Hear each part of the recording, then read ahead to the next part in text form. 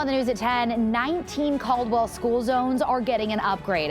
How new flashers will keep students safe and what it's costing taxpayers.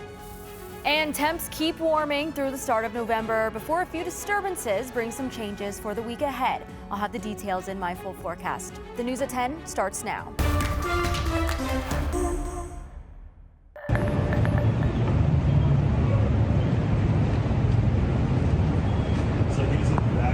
Developing tonight on the news at 10, a standoff in downtown Boise that shut down several streets earlier ended with one man in custody. Thanks for joining us. I'm Morgan Romero. After reports of a reckless or intoxicated driver on the connector, Boise police responded to a man who crashed his truck near the Jump building and refused to get out of his car. Aspen Shumpert is live at 11th and Myrtle where that crash happened. Aspen, walk us through what unfolded earlier. Yeah, Morgan, we're standing at that intersection right now, and a very different scene is happening. Cars are free flowing through this intersection as ACHD just finished making repairs to the light that has been down for the last several hours. Now, when we arrived on scene earlier today around 5 p.m., we saw that there was a tree down in front of the Panera and debris all in the street.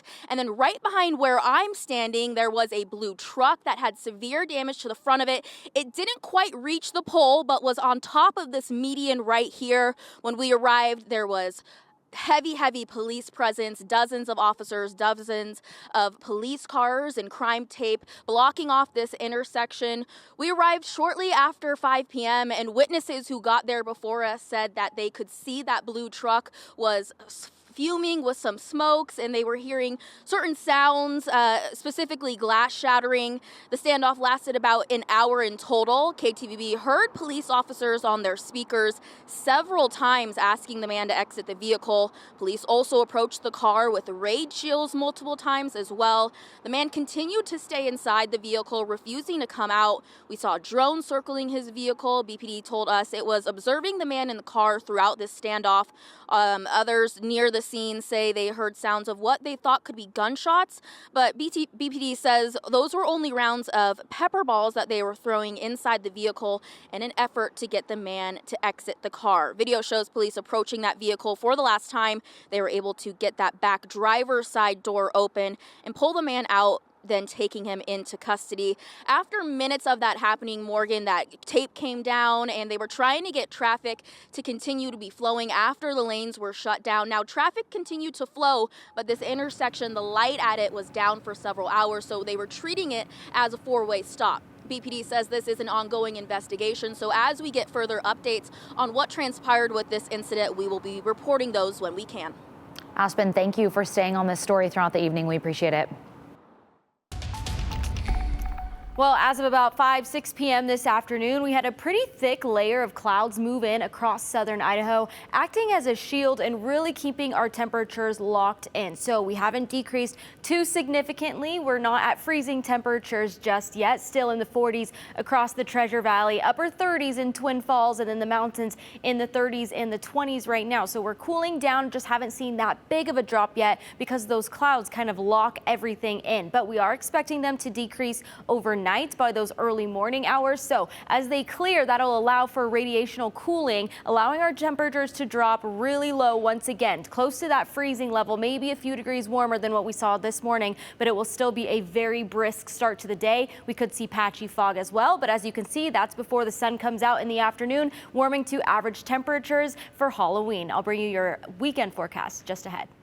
Adi, thank you. New at 10, a developer is suing a Caldwell mayoral candidate for defamation after bribery allegations tied to a housing project. Lee Jinke filed suit in Canyon County against Caldwell mayoral candidate Eric Phillips, accusing him of spreading false and damaging claims about Jinke's role in a housing project. Phillips had previously filed a complaint with the Idaho Attorney General's office, alleging Jinke promised $165,000 to support Councilman Brad Doty's mayoral campaign in exchange for City Council's approval of a $175,000 urban renewal project. The AG's office confirmed today the complaint is under investigation. Jinke has repeatedly denied wrongdoing, calling the accusations slanderous and false. He now says Phillips' statement has seriously harmed him, causing harm to his personal and professional reputation. The lawsuit seeks damages and a court order requiring Phillips to retract his statements. The Caldwell housing project in question has already been completed and, according to court filings, met all legal and regulatory requirements.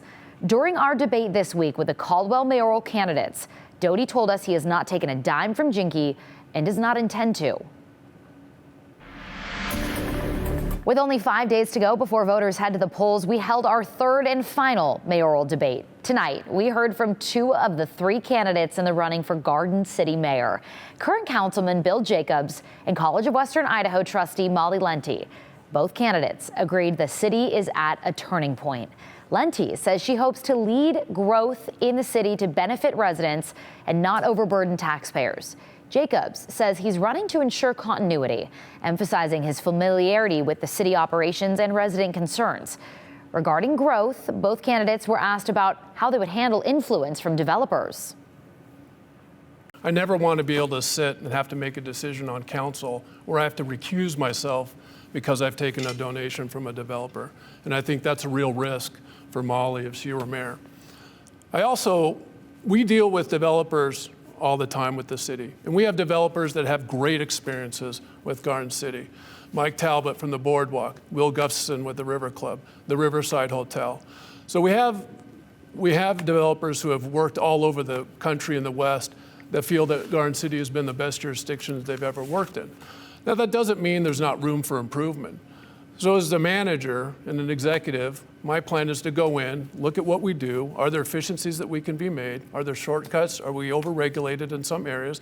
And make it easier for developers. Because I think the developers that sometimes have the hardest times are the ones that are new to the city, don't know our process. And it's important for us that as a city, we shepherd them through that process. I've also done the work to meet with a lot of developers that have done work in Garden City, especially on the East End, and listen to a lot of their frustrations and concerns and how costly it is for them to do business in Garden City. There's a lot of developers that came in with really great intents to help build the neighborhoods of the future that our residents are really interested in, especially around mixed income. And I know you'd mentioned we'll be talking about affordable housing. The developer support that we're seeing and I'm so grateful for it, but it's because they want change. They need change. In order for them to continue doing business in Garden City, we have to change the way that we're engaging with our developer community to ensure that we have the ability to be really thoughtful about the neighborhoods that are going to continue to grow. Both candidates were questioned about keeping housing affordable, balancing the city's character as new development comes in, and property taxes. If you missed tonight's debate, you can watch it on demand right now on KTVB+. And for a full breakdown of everything you'll find on the November ballot, if you haven't voted early already, you can check out our voter guide. Text the word VOTE to the number on your screen, 208-321-5614. We will text you back with a link to that guide. And if you want the voter guide in Spanish, text the word voto to the same number. We'll be back with more of the news at 10 after this. Oh, I apologize. We have another story. Drivers in Caldwell will soon see flashing lights reminding them to slow down in school zones. The city is installing enhanced school zone flashers in 19 school zones in the Caldwell School District. The upgrade will replace older static signs that did not have flashing lights. Deputy Public Works Director Bruce Mills says flashers are much more effective at catching drivers' attention. He says the school district and parents contacted him, asking if his department could help with speeding around schools. It just gives them a safer, if they're having to cross the street, it's a lot easier to cross it if the car's going at 20 miles an hour as opposed to 40. In total, the project costs $192,000. City funds paid for half of it, while a state child pedestrian safety grant paid for the other half. Mills says he hopes to have all lights activated by the end of November. Okay, now we're about to go to commercial break. Still to come, 200 miles of trails in the Boise foothills. Nearly all have a name and a story. In tonight's Exploring Idaho, we are uncovering the process behind naming these paths.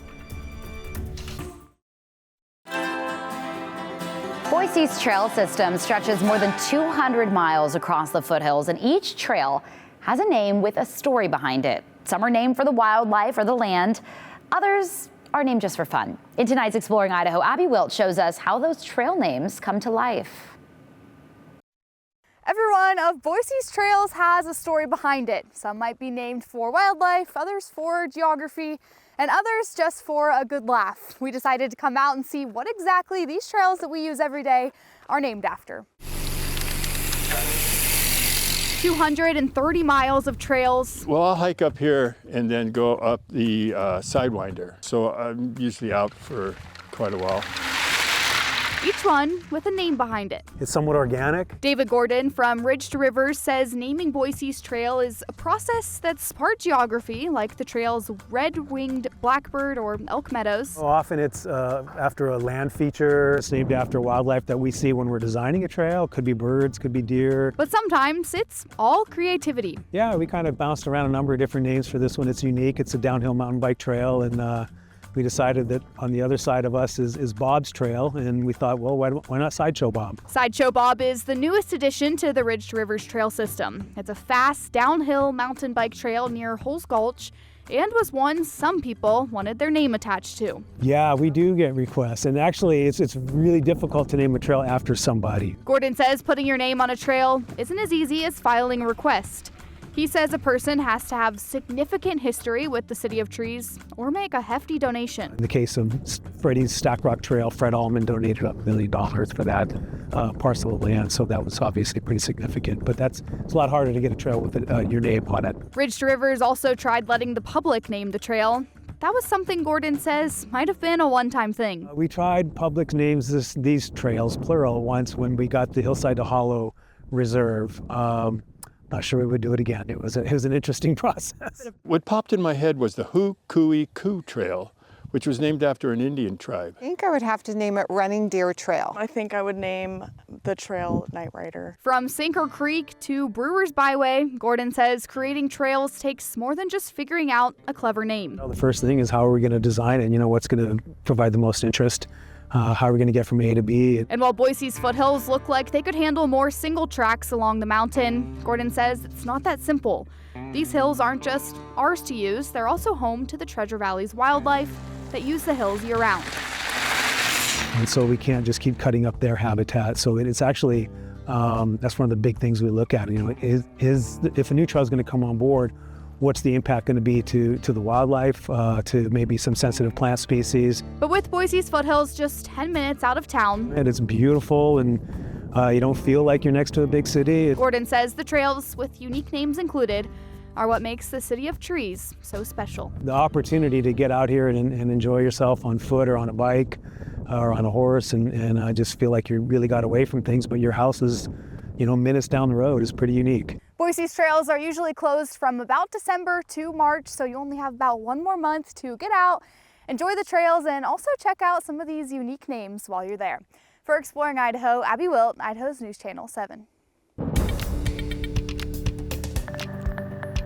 Tomorrow morning's temperatures will be chilly, so as you're putting on those costumes on your way to work or sending your kids to school in those costumes, keep these temperatures in mind because you're probably still going to want to wear an extra layer underneath. 33 in Boise, slightly warmer than this morning, but 20s for other cities in the Treasure Valley, so sub-freezing temperatures. Magic Valley looking at very similar conditions, and then the mountains in the 30s, 20s, even the teens for Stanley tomorrow morning. But we should see plenty of sunshine in the afternoon. We'll warm up to pretty standard temperatures for this time of year for the last day of October. Mid-50s for the Magic Valley, Central Mountains into the 40s or the low 50s as well. We will continue to see those clouds pass as we've seen the past couple of days. They're really high-level clouds that kind of just periodically move through. We'll see that tomorrow as well. So as we get later into the evening, those clouds may make a little bit more of a comeback. Upper 40s, low 50s for most of the West Central Mountains, and then the lower Treasure Valley all the way to the upper Treasure Valley. We could see some spots into the upper 50s, even like Mountain Home, Kuna, also looking at 58 degrees tomorrow. So it will be a very pleasant afternoon when that sun does come out. But here's a little bit of an hour-by-hour play for you. If you're a family that heads out earlier in the afternoon to Harrison Boulevard, the sunshine should be out right around midday. We're looking at 50s around 1 p.m. As we get to 5 p.m. 5 p.m. is probably the warmest point of the day. In the mid-50s, maybe a few degrees warmer, but we're looking at a sunset sunset at 6:36 p.m. So it will get dark quick after that, considering that the clouds move in pretty thick and that sunshine quickly goes away. We've had this ridge of high pressure building over the past several days. A little disturbance yesterday made us drop temperatures today and stopped that ridge just for a brief moment, but now it will continue to amplify all the way through Saturday, taking us to the warmest day of the short-term period. That's before another area of low pressure then shifts in to impact the Pacific Northwest. We'll have some zonal flow so the atmospheric flow from west straight to east that will continue to impact us then starting Sunday, especially in the mountains. That's when those rain chances come back Sunday and then last through the middle, maybe even the end of the week for the mountains there. But for the valleys, it will most likely just drop temperatures. As I just mentioned, Saturday will be the warmest day because of that ridge peaking on Saturday. So 67 degrees for Boise on Saturday. That's pretty significant for the first few days of November. So about 10 degrees above average for the Northwest on Saturday before seeing that cool down. As for the Treasure Valley, we're not looking at rain coming back until the middle of next week. So despite a few disturbances in the atmosphere, we'll mostly just see those temperatures fluctuate for the next week or so. Wednesday, Thursday, the end of next week, that's when we're seeing those rain chances come back into the picture. So 57 for the high for Halloween tomorrow. Great weather to be outside trick-or-treating. 67 to start November on Saturday. Yeah, lovely weekend. All right, Adi, thank you. Hurricane Melissa is now a Category 2 storm churning through the Atlantic. It's left devastation across the Caribbean, with at least 30 lives lost in Jamaica, Cuba, and Haiti. In Kingston, Jamaica, a flight from Miami brought aid and reunited families. With communication problems across the island, many are desperate to reach loved ones. Relief efforts are underway. And the impact of Hurricane Melissa is being felt far beyond the island nation, including in Boise. Seventh-day Adventist Church Associate Pastor Jason Williams says his parents and siblings survived the hurricane, but it left a trail of destruction, as you just saw in those videos. Williams says his family in Manchester and Kingston faced significant challenges, including lost roofs and flooding. His church is providing relief to his home country through the Adventist Disaster Relief Agency. Williams emphasized the need for financial aid over physical donations because of logistical challenges. Whole communities are underwater right now. Roads have been washed away, and so it's not possible to get to these communities to provide the aid that they need. Williams says the church has a group in Jamaica right now working to help people impacted by this disaster. We have a link to donate to the relief agency in this story on ktvb.com. Coming up, food assistance for 42 million people is just 2 days away from running dry. The real-life consequences of the government shutdown. We've reached day 30 of the federal government shutdown and are now just days away from federal food assistance programs running out of money. Despite the urgency, congressional leaders are no closer to a deal. NBC's Ryan Nobles has more on where things stand. The real-world impacts of Washington battles hitting home. From food assistance for millions of Americans to travel ahead of the busy holiday season. As the government shutdown continues, airport workers like TSA officers and air traffic controllers missing a paycheck. National ATC Association Region 10 Vice President Mark Rausch. They're plugging in and looking at the runways, and in the back of their head, they're like, I just ran out of money. I have $0 in my bank account. Yesterday, Newark Airport in New Jersey, grounding planes for over an hour. The FAA saying the delay at one of the nation's busiest travel hubs was caused by staffing issues. Another deadline looming during the shutdown, the federal government just days away of running out of funds to support the country's SNAP program, once known as food stamps, meaning more than 42 million could go hungry. Now you have to worry about where the next meal is going to come from. Inside the Capitol, Democrats attempted to pass a series of bills that would provide funding for SNAP and WIC, another nutritional program set to run out of money. Senate Majority Leader John Thune blocked the proposal and hammered Democrats for not voting on the bill that would open the entire government. We've tried to do that 13 times. You voted no 13 times. At the heart of the Democratic resistance, health care. Leaders want extra funds for people on Obamacare to continue. And they say without it, prices will skyrocket. Just a few days from now, open enrollment will begin and reality will strike for tens of millions of Americans. Quiet conversations continue among rank-and-file members trying to find a solution, but they've yet to amount to much. Senate Republicans are convinced moderate Democrats are ready to break. And as we've been reporting for the past week, SNAP benefits, as you just heard as well, formerly known as food stamps, will not be given out come this Saturday. So to help fill the SNAP gap, the Boise Rescue Mission is providing hot meals at the locations on your screen. We also have a full list of meal times and locations on our website, ktvb.com, and a list of food bank services in the Treasure Valley. Check this out. City of Boise is celebrating the groundbreaking of a new pool. Today, city leaders, students, and crews kicked off the start of construction. The new pool will be built on the district property at Whitney Elementary. The city expects the pool to open by summer of 2026.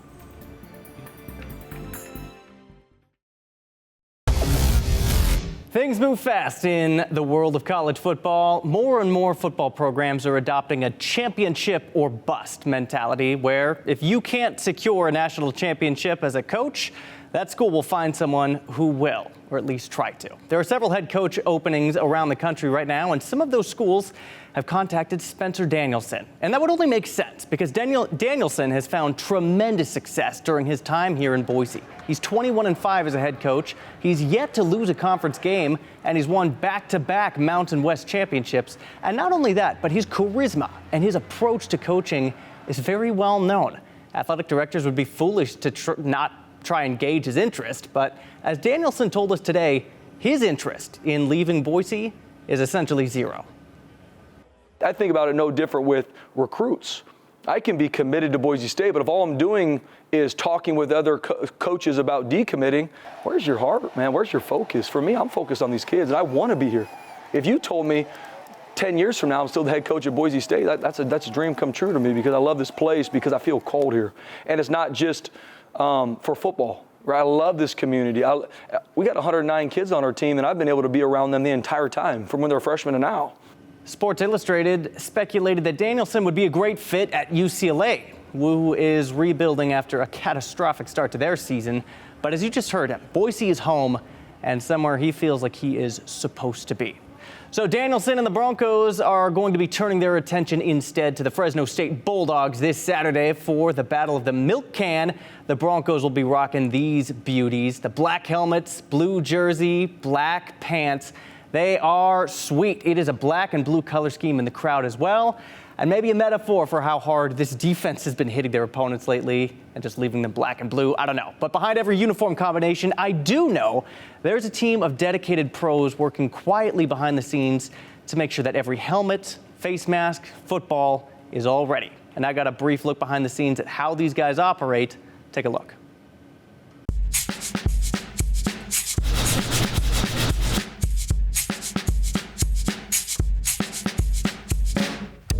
Doing it for 4 years now, and it took a while to learn everything, but I've definitely come around and gotten, I'd say, pretty good at it. I played in high school, and I knew I wasn't going to play in college, but I wanted to stay around the sport. So I looked at a couple different options, and this one kind of just happened to fall into my lap. And yeah, it was pretty addicting to start.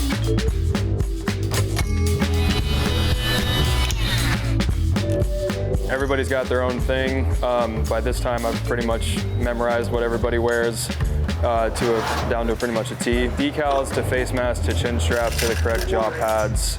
I think a helmet takes around 5 to 10 minutes. The decals take most of the time, because you got to make sure that's right, because that's what people see. Favorite part of this job is definitely just being with all the people on the staff. We've become really close over the last 4 years. I've been with some guys all 4 years. Just really want to stay doing equipment because I love sports, even though I can't play them anymore. I just love being around them. Okay, and if you want more details on the battle for the milk can, that game against Fresno State, and the history behind the trophy, you can text the number on your screen, 208-321-5614. Text the word BSU. We will send a link to the game day guide straight to your phone, where you can access player profiles, detailed in-depth information on the matchup, and so much more, all at your fingertips. We're back after this.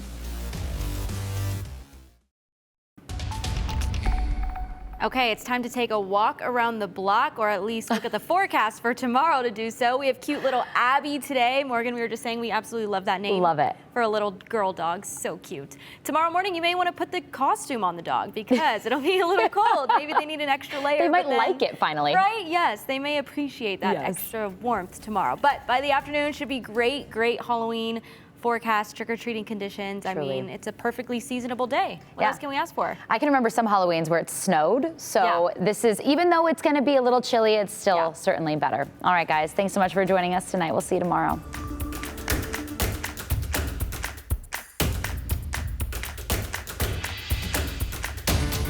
Continue with us and watch free now on the KTVB Plus app everywhere you stream.